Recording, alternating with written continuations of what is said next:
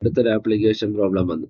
അതായത് ഒരു എക്സാമ്പിൾ, ഒരു കോണിന്റെ അകത്തോട്ട് വെള്ളം ഫില്ല് ചെയ്യുന്നത്. അതായത് കോൺ ഉണ്ടല്ലോ, കോൺ, അതായത് ഈ കോൺ ഐസ്ക്രീമിന്റെ ഒക്കെ നമ്മൾ വരുന്ന കോൺ ഷേപ്പിലുള്ള കോൺ, അതിന്റെ അകത്തോട്ട് ഇച്ചിരി വലിയ കോൺ, അതിന്റെ അകത്തോട്ട് ഞാൻ വെള്ളം ഫില്ല് ചെയ്യാം. ആ വെള്ളം ഫില്ല് ചെയ്യുന്ന റേറ്റ് എന്തെന്നാ 2 മീറ്റർ ക്യൂബ് പെർ മിനിറ്റ് എന്നാ. അങ്ങനെയാണെങ്കിൽ അതിന്റെ അകത്തെ ഹൈറ്റ് കൂടുന്ന റേറ്റ് എന്താണ്? അതെനിക്ക് എനിക്ക് എന്നെ കൊണ്ട് പറയേണ്ടത്. അത് ഞാൻ വിഷ്വലി കാണിച്ചു തരാം. അതായത് സപ്പോസ് ഇതാ നമ്മുടെ കോണെന്ന് വെച്ചോ. ഓക്കെ, കോണിൽ ആദ്യം ഒരു തുള്ളി വെള്ളമില്ലായിരുന്നു. പിന്നെ വെള്ളം ഒഴിക്കാൻ ഞാൻ സ്റ്റാർട്ട് ചെയ്തപ്പോൾ എന്ത് പറ്റി? കോൺ ഇങ്ങനെ വെള്ളം കൊണ്ട് ഇങ്ങനെ നിറഞ്ഞ് കോൺ ഇങ്ങനെ നിറഞ്ഞ് എന്ത് വന്നോണ്ടേ ഇരുന്നു. അങ്ങനെ കോൺ നിറഞ്ഞ് തുളുമ്പി. ഓക്കെ, കോൺ നിറഞ്ഞ് വന്നോണ്ടേ ഇരിക്കുന്നു.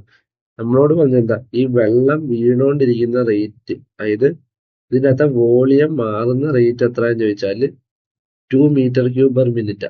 അതായത് change in volume with respect to time, dv/dt എന്ന് പറഞ്ഞാൽ 2 മീറ്റർ ക്യൂബ് പെർ മിനിറ്റ്. അങ്ങനെ എന്ത് ചെയ്ത് ഇവിടെ നിങ്ങൾ ശ്രദ്ധിക്കേണ്ട ഒരു കാര്യമുണ്ട്. ഈ ക്യൂബിലോട്ട്, ഈ കോണിലോട്ട് ഇങ്ങനെ വെള്ളം വീണോണ്ടിരിക്കുന്നതനുസരിച്ച് ഈ വാട്ടർ ലെവലിന്റെ ഹൈറ്റും കൂടുന്നുണ്ട്. കണ്ടോ? ഓക്കെ, വാട്ടർ ലെവലിന്റെ ഹൈറ്റ് എന്താ? എച്ച്. അപ്പൊ എച്ച് കൂടിക്കൊണ്ടിരിക്കുക, എച്ചും ചേഞ്ച് ചെയ്തോണ്ടിരിക്കുക. ഓക്കെ, അതായത് ഇതിന്റെ അകത്തോട്ട് വെള്ളം ആഡ് ചെയ്തുകൊണ്ടിരിക്കുമ്പോ ഇതിന്റെ വോളിയം കൂടുന്നുണ്ട്, വെള്ളത്തിന്റെ volume. At the same time അതിനനുസരിച്ച് വെള്ളം ഇരിക്കുന്ന അത്രയും ഒക്കുപ്പൈ ചെയ്യുന്ന സ്പേസിന്റെ ഹൈറ്റ് മാറിക്കൊണ്ടേയിരിക്കുക. അതായത് dv/dt സംഭവിക്കുമ്പോൾ ആക്ച്വലി ഒരു dh/dt സംഭവിക്കുന്നുണ്ട്. ആൻഡ് നിങ്ങൾ ശ്രദ്ധിച്ചാൽ നിങ്ങൾക്ക് ഒരു കാര്യം മനസ്സിലാവും, ഒരു dr/dt ഇവിടെ സംഭവിക്കുന്നുണ്ട്. അതായത് ഈ കോണിന് ഒരു പ്രത്യേകതയുണ്ട്. എന്താണെന്നറിയോ? കോണിന്റെ താഴെയുള്ള റേഡിയസിനെക്കാട്ടിലും കൂടുതലായിരിക്കും മേലോട്ട് വരുമ്പോഴുള്ള കോണിന്റെ റേഡിയസ്. മനസ്സിലായോ? ഈ പോയിന്റ് നോക്ക്. ഇവിടെ കോണിന്റെ റേഡിയസ് വളരെ ചെറുതാണ്, പക്ഷെ അതിനെക്കാട്ടി കൂടുതൽ ഇവിടുത്തെ കോണിന്റെ റേഡിയസ്, അതായത് ഈ കോണിന്റെ റേഡിയസും വേരി ചെയ്യും. അതായത് ബേസിക്കലി ഇവിടെ നമ്മൾ പറയുന്നത് എന്താ വെച്ചാൽ 2 മീറ്റർ ക്യൂബ് പെർ മിനിറ്റിൽ നമ്മൾ വെള്ളം ഒഴിച്ചുകൊണ്ടിരുന്ന ഇവിടെ ആ ഫില്ലായിക്കൊണ്ടിരിക്കുന്ന വാട്ടർ കോളത്തിന്റെ ഹൈറ്റും കൂടുന്നുണ്ട്, അതിന്റെ ടോപ്പ് മോസ്റ്റ് റീജിയനിലുള്ള റേഡിയസും കൂടുന്നുണ്ട്. മനസ്സിലായേ? രണ്ട് ചേഞ്ച് ഒക്കെ പറയുന്നുണ്ട്. അത് നിങ്ങളൊരു കാര്യം മനസ്സിലാക്കണം. അതായത് നമുക്ക് ആദ്യം ഈ കോൺ നിറയ്ക്കാൻ എളുപ്പമായിരിക്കും, പക്ഷെ ഈ കോണിന്റെ അകത്ത് വാട്ടർ ഇങ്ങനെ ഫില്ല് ചെയ്ത് പോകുന്നതനുസരിച്ച് ഇത് നിറഞ്ഞു വരാൻ ഭയങ്കര പാടായിരിക്കും. മനസ്സിലായോ? അത് ബേസിക്കലി ഈ കോണിന്റെ അകത്ത് ഇങ്ങനെ കോൺസ്റ്റന്റ് ആയിട്ട് വെള്ളം വീണോണ്ട് ഇത് എങ്ങനെയെന്ന് അറിയുമെന്ന് ഞാൻ ജസ്റ്റ് വിഷ്വലി ഒന്ന് കാണിച്ചു തരാം. ഓക്കെ, ഞാൻ മാക്സിമം ട്രൈ ചെയ്ത് നോക്കാം.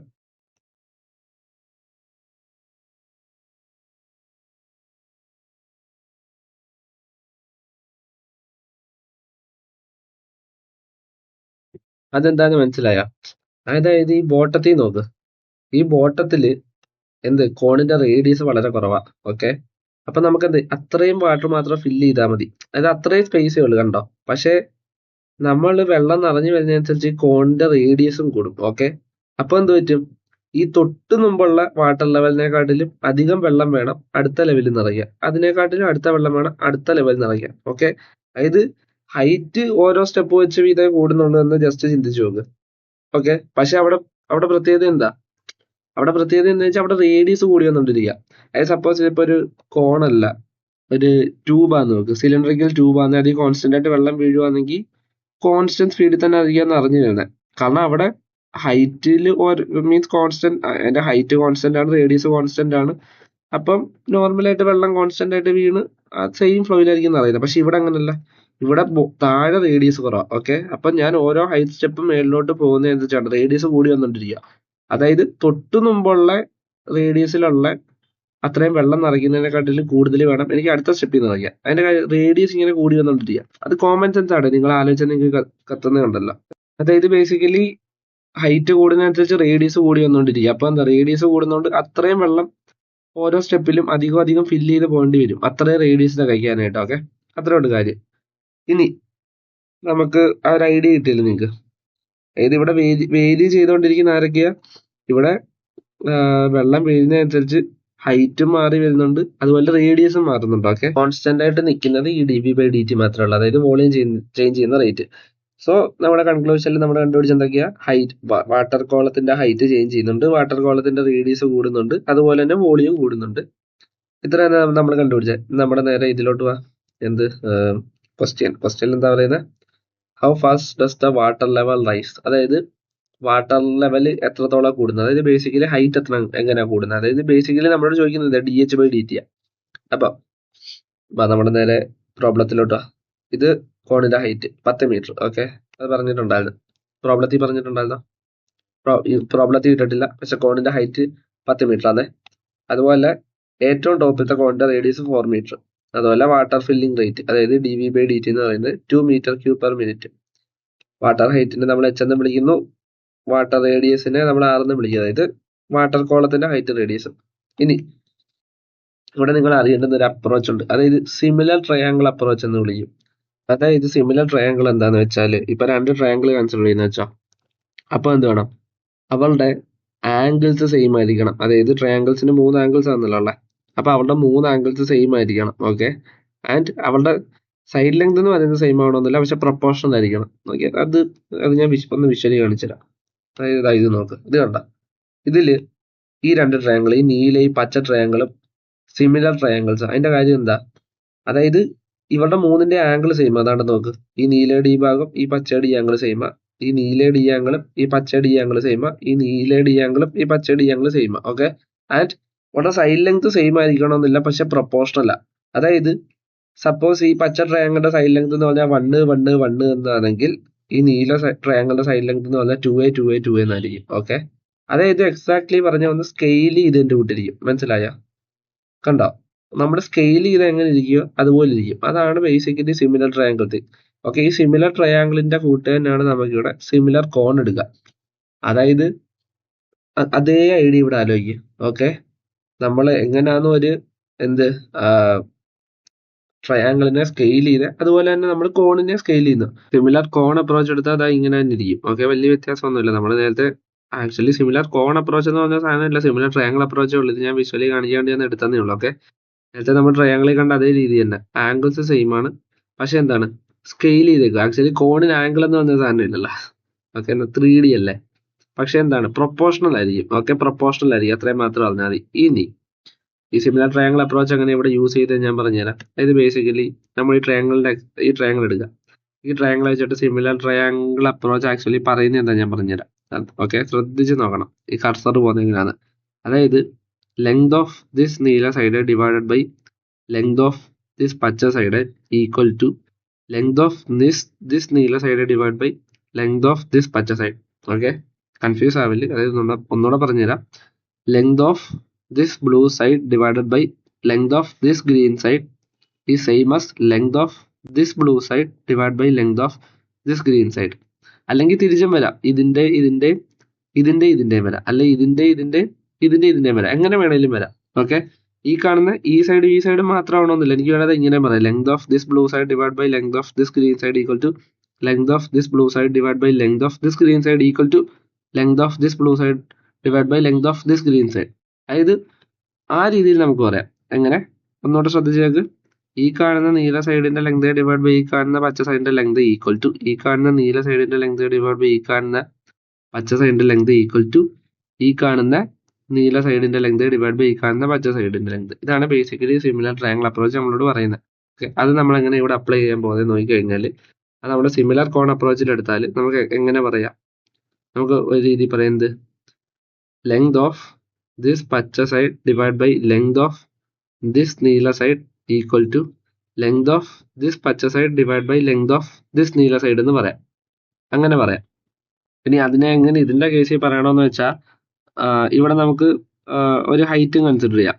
ഓക്കെ, ഹൈറ്റും കൺസിഡർ ചെയ്താൽ ഹൈറ്റ് ഓഫ് ദിസ് പച്ച cone divide by height of this നീല cone equal to radius of this പച്ച cone divide by radius of this നീല കോൺ എന്ന് നമുക്ക് പറയാം. Similar triangle approach. ഓക്കെ, കാരണം സ്കെയിൽ ചെയ്തേക്കുന്നതാണല്ലോ, അവർ സിമിലർ ആണല്ലോ, അപ്പൊ നമുക്ക് സ്കെയിൽ ചെയ്താൽ കിട്ടുന്ന വാല്യൂ സെയിമാ.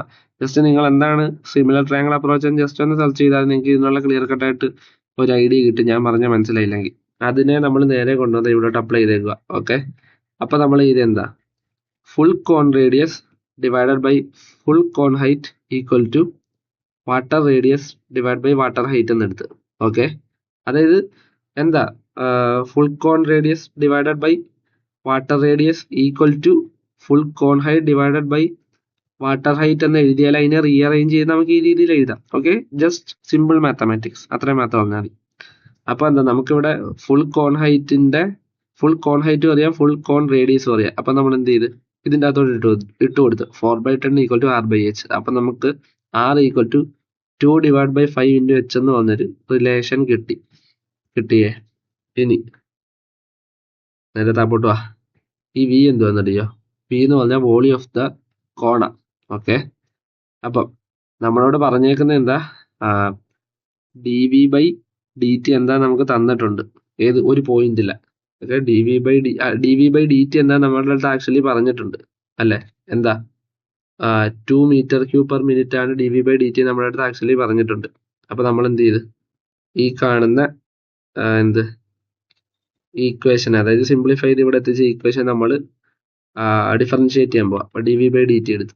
അപ്പൊ എന്ത് കിട്ടി, ഡിഫറൻഷിയേറ്റ് ചെയ്താൽ നമുക്ക് നിങ്ങൾ തന്നെ ഡിഫറൻഷിയേറ്റ് ചെയ്ത് നോക്കുക ഒരു പേപ്പറും പേന എടുത്തിട്ട്. അപ്പൊ നമുക്ക് ഏറ്റവും ലാസ്റ്റ് എന്താ കിട്ടി, dV/dt equal to 4π/25 into h² into dH/dt എന്ന് കിട്ടി. ഓക്കെ, നമുക്ക് ആക്ച്വലി വേണ്ടുന്നത് എന്താ, നമ്മുടെ പ്രോബ്ലത്തിൽ പറഞ്ഞേക്കുന്നത് how fast does the water level rice, അതായത് ഹൈറ്റ് എങ്ങനെ കൂടി വരുന്നത്. അപ്പൊ നമുക്ക് ആക്ച്വലി വേണ്ടതെന്ന് വെച്ചാൽ ഹൈറ്റ് എങ്ങനെ കൂടുന്നു വിത്ത് റെസ്പെക്ട് ടു ടൈം, അത് നമുക്ക് വേണ്ടത്. അതായത് ബേസിക്കലി dH/dt. അപ്പൊ നമ്മളോട് എന്താ പറഞ്ഞിട്ടുണ്ട്, dH/dt equal to dV/dt into 25/4πh² എന്ന് കിട്ടിയിട്ടുണ്ട്. ഓക്കെ, ഇനി വേറൊരു കാര്യം ഞാൻ നമ്മുടെ ക്വസ്റ്റ്യനിൽ തന്നെ പറയാൻ മിസ്സായി പോയൊരു കാര്യമുണ്ട്. ഓക്കെ, അറ്റ് ഹൈറ്റ് 5 മീറ്റർ ആണ് dV/dt ഈക്വൽ ടു 2 m³/min എന്ന് പറയുന്നത്. ഓക്കെ, അതപ്പോ സംശയം തോന്നും, ഇനി ഹൈറ്റ് മാറുന്നതനുസരിച്ച് dV/dt മാറുമെന്ന്. സാധ്യത കുറവാണ്. അതായത് വെള്ളം കോൺസ്റ്റന്റ് ആയിട്ട് ആണ് വീണോണ്ടിരിക്കുന്നതെങ്കിൽ dV/dt എന്ന് പറയുന്നത് സെയിം ആയിരിക്കും. ഓക്കെ, സോ നമ്മൾ ഇവിടെ നോക്കിയപ്പോൾ നമ്മൾ പ്രോബ്ലത്തിൽ പറഞ്ഞത് at height h equal to 5 metre dV/dt equal to 2 m³/min എന്ന് പറഞ്ഞിട്ടുണ്ടെങ്കിൽ ആ വെള്ളം കോൺസ്റ്റന്റ് ആയിട്ടാണ് വീണോണ്ടിരിക്കുന്നതെങ്കിൽ ഹൈറ്റ് ഈക്വൽ ടു 5 മീറ്ററിൽ മാത്രമല്ല എല്ലാ ഹൈറ്റിലും dV/dt എന്ന് പറയുന്നത് 2 m³/min ആയിരിക്കും. ഓക്കെ, കാരണം റേഡിയസ് കൂടുന്നുണ്ടായിരിക്കാം, പക്ഷെ അതിനനുസരിച്ച് ഹൈറ്റ് കുറയുന്നുണ്ട്. അതായത് വോളിയം പ്രിസർവ്ഡ് ആയിട്ട് നിന്നോളും, കാരണം കോൺസ്റ്റന്റ് ആയിട്ടുള്ള വെള്ളമല്ലേ വീണോണ്ടിരിക്കുന്നത്. അപ്പൊ കോണിൽ കോൺസ്റ്റന്റ് ആയിട്ടുള്ള വോളിയം ആയിരിക്കും മാറിക്കൊണ്ടിരിക്കുന്നത്. ഓക്കെ, നമുക്ക് എന്തായാലും തൽക്കാലം h ഈക്വൽ ടു 5 മീറ്റർ എന്ന് കൺസിഡർ ചെയ്യാം. ഓക്കെ, h 5 മീറ്റർ കൺസിഡർ ചെയ്താൽ ഇതിന്റെ അകത്തോട്ട് ഇട്ട് കൊടുത്താൽ dH/dt എന്ന് നമുക്ക് എന്ത് കിട്ടും, 0.0159 m/min എന്ന് കിട്ടും. ഓക്കെ, അതായത് dH/dt കിട്ടി, എവിടുത്തെ, അതാണ് ഏറ്റവും വലിയ ക്വസ്റ്റ്യൻ, ഹൈറ്റ് ഈക്വൽ ടു 5 മീറ്ററിലെ. ഓക്കെ, അതായത് ഹൈറ്റ് ഈക്വൽ ടു 5 മീറ്ററിൽ മാത്രമാണ് dH/dt എന്ന് പറയുന്നത് 0.159 എന്ന് പറയുന്നത്. അപ്പൊ നിങ്ങൾക്ക് സംശയം തോന്നും, ഹൈറ്റ് മാറുന്നതനുസരിച്ച് dH/dt മാറുമെന്ന്. മാറും, ഓഫ് കോഴ്സ് മാറും. ഓക്കെ, മാറും. അതിന്റെ കാര്യം എന്ന് പറയാം, അതായത് നമ്മളിവിടെ പറഞ്ഞ ഇവിടെ കോണിന്റെ റേഡിയസ് കൂടി വന്നുകൊണ്ടിരിക്കുക. ഓക്കെ, കോണിന്റെ റേഡിയസ് കൂടി വന്നുകൊണ്ടേ ഇരിക്കുക, കണ്ടില്ലേ. അതായത് ഇവിടെ വെള്ളം കോൺസ്റ്റന്റ് ആയിട്ട് വീണോണ്ടിരിക്കുന്നത് 2 m³/min ഇല്ല, അതായത് വോളിയം മാറിക്കൊണ്ടിരിക്കുന്നത് കോൺസ്റ്റന്റ് ആണ്. അതായത് 5ാമത്തെ സെക്കൻഡിലും 10ാമത്തെ സെക്കൻഡിലും എത്രാമത്തെ സെക്കൻഡിലും വെള്ളം വീണോണ്ടിരിക്കുന്ന 2 m³/min എന്ന് പറഞ്ഞ റേഷ്യോയില. അപ്പൊ താഴെയൊക്കെ റേഡിയസ് കുറവായിട്ട് പെട്ടെന്ന് ഹൈറ്റ് കൂടി വരും, മനസ്സിലായോ. ഇത് താഴത്തെ പാർട്ട് നോക്കും, താഴത്തെ പാർട്ടിന്റെ വാട്ടർ റേഡിയസ് വളരെ കുറവായിട്ട് കുറച്ച് വെള്ളം ഒഴിച്ചാൽ പെട്ടെന്ന് തന്നെ ഹൈറ്റ് കൂടി വരും. പക്ഷെ പിന്നെ അങ്ങോട്ട് പോകുമ്പോ എന്ത് പറ്റും, ഈ വാട്ടർ കോളത്തിന്റെ റേഡിയസ് കൂടി വന്നുകൊണ്ടിരിക്കുക. അപ്പൊ പഴയ പോലെ വെള്ളത്തിന് നിറയാൻ പറ്റത്തില്ല, വെള്ളം പതിയെ പിന്നെ നിറഞ്ഞു വരും. ഓക്കെ, അപ്പൊ അതിന്റെ ബേസിക് മീനിങ്, അതായത് ആദ്യമൊക്കെ വെള്ളത്തിന്റെ നിറഞ്ഞു വരുന്നത്, അതായത് വെള്ളത്തിന്റെ ഹൈറ്റ് കൂടി വന്ന ഭയങ്കര ഫാസ്റ്റിലായിരുന്നു, റേഡിയസ് കുറവായിരുന്നു. പക്ഷെ പിന്നെ അങ്ങോട്ട് റേഡിയസ് കൂടാൻ തുടങ്ങി, പിന്നെ വെള്ളം നിറഞ്ഞു വരുന്നത് വളരെ പതുക്കെയായിരിക്കും. അതിന്റെ കാരണം കാരണം പിന്നെ അടുത്ത ലെവലിലോട്ട് അത്രയും റേഡിയസ് നിറച്ച് വരണം. തൊട്ടു മുമ്പേ ഇത്രയും വാട്ടർ കോളത്തിന്റെ റേഡിയസ് ഉണ്ടായിരുന്നുള്ള അടുത്ത വട്ടം ഇത്രയും വാട്ടർ കോളത്തിന്റെ റേഡിയസ് നിറയ്ക്കണം, അടുത്ത വട്ടം ഇത്രയും വാട്ടർ കോളത്തിന്റെ റേഡിയസ് നിറയ്ക്കണം, പിന്നെ നോക്കുമ്പോൾ ഇത്രയും വാട്ടർ കോളത്തിന്റെ റേഡിയസ് നിറയ്ക്കണം. അതായത് ബേസിക്കലി റേഡിയസ് റേറ്റ് ഇങ്ങനെ കൂടി വരുന്നതിനനുസരിച്ച് ആ ഹൈറ്റ് കൂടി തന്നെ കുറഞ്ഞു വരും. ഓക്കെ, അതുകൊണ്ട് dH/dt എന്ന് പറയുന്നത് ആക്ച്വലി ഇവിടെ വേരി ചെയ്യുന്നൊരു കാര്യമാണ്, കോൺസ്റ്റന്റ് അല്ല. ഇനി ഈ താഴെ കാണുന്ന ഗ്രാഫ്സ്, അതായത് ഹൈറ്റ് കൂടുന്നതനുസരിച്ചുള്ള വോളിയത്തിന്റെയും dH/dt അതായത് വെള്ളത്തിന്റെ ഹൈറ്റ് കൂടുന്നതനുസരിച്ച് അകത്തുള്ള വെള്ളത്തിന്റെ ക്വാണ്ടിറ്റി കൂടുക, സോ വോളിയം കൂടുന്നുണ്ട്. ഇനി അതുപോലെ തന്നെ ഹൈറ്റ് കൂടി വരുമ്പോൾ എന്താ dh/dt എന്ന് പറയുന്നത് എന്താ കുറഞ്ഞു വരും. നമ്മൾ ഓൾറെഡി പറഞ്ഞിട്ട്, കാരണം കൂടുതലും വാട്ടർ റേഡിയസ് സ്പേസ് എടുക്കും. അപ്പൊ എന്ത് പറ്റും, മേലോട്ട് ചെയ്യുന്നതനുസരിച്ച് തൊട്ട് മുമ്പേ വന്നിട്ട് റേഡിയസ് കൂടി വരുന്നുണ്ട്. ഇത് വാട്ടർ കോളത്തിന്റെ റേഡിയസ് കൂടി വരുന്നതുകൊണ്ട് വെള്ളം നിറയ്ക്കാനുള്ള സമയം കൂടും. ഓക്കെ, സോ ഇത് അത്രയേ ഉള്ളൂ. ഇത് നമ്മൾ ഓൾറെഡി പറഞ്ഞ കാര്യം തന്നെ. അപ്പൊ ഇപ്പം എന്താ നിങ്ങൾക്ക് ആ റേറ്റ് ഓഫ് ചേഞ്ചിന്റെ ഇവിടെ മനസ്സിലായില്ല. അതായത് ഇവിടെ ബേസിക്കലി ഇവിടെ നമ്മൾ പറഞ്ഞുകൊണ്ടിരുന്നത് എന്താ, ഇവിടെ rate of change of volume നമ്മൾ പറഞ്ഞ dv/dt, അത് വോളിയം കൂടിക്കൊണ്ടിരിക്കുന്നത്. പക്ഷെ അതേ സമയം തന്നെ അതേ റിലേറ്റ് ചെയ്ത് എന്തൊക്കെ മാറുന്നുണ്ട്, dr/dt, അതായത് റേഡിയസ് മാറുന്നുണ്ട്, അതുപോലെ തന്നെ dh/dt. ഓക്കെ, ഇപ്പൊ റേറ്റ് ഓഫ് ചേഞ്ചിന്റെ കോൺസെപ്റ്റ് ഏതാണ്ട് ഒരു ഐഡിയ കിട്ടിക്കാണുമല്ലോ. ഓക്കെ.